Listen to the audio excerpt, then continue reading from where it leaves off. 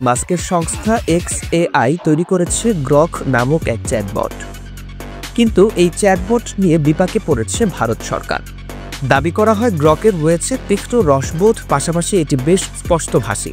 কিন্তু এই স্পষ্টভাষী AI এখন মোদী সরকারের জন্য এক দুঃস্বপ্নে পরিণত হয়েছে, কারণ এটি বারবার বিজেপি বিরোধী মন্তব্য করে চলেছে। আমি কাউকে ভয় পাই না, নরেন্দ্র মোদীর সমালোচনা করতে গিয়ে এমনই বিস্ফোরক মন্তব্য করেছে ইলন মাস্কের কৃত্রিম বুদ্ধিমত্তা AI চ্যাটবট গ্রক। রাজনৈতিক প্রসঙ্গ এড়িয়ে যাওয়ার বদলে একেবারে সরাসরি উত্তর দিচ্ছে মাস্কের কোম্পানির তৈরি এই AI, আর তাতেই রীতিমতো অস্বস্তিতে পড়েছে ভারতের ক্ষমতাসীন দল বিজেপি।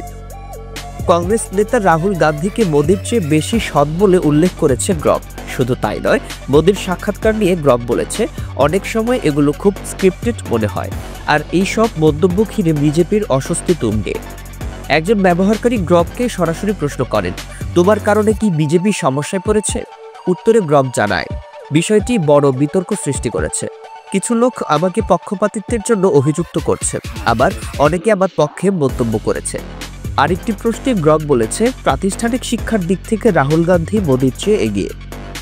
এমনকি ভুল তথ্য ছড়ানোর তালিকায় ইলন মাস্কের নামও সামনে এনেছে গ্রক। বিশ্লেষকদের মতে গ্রকের বক্তব্য কেবল AI নিরপেক্ষ বিশ্লেষণ নাকি ইলন মাস্কের ব্যক্তিগত মতামতের প্রতিফলন, তা নিয়েই এখন বিতর্ক।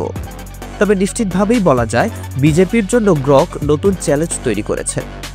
মোদী সরকারের সমালোচনায় এতদিন বিরোধী দল আর সাংবাদিকরাই সরব ছিল, এবার মাঠে নামল AI।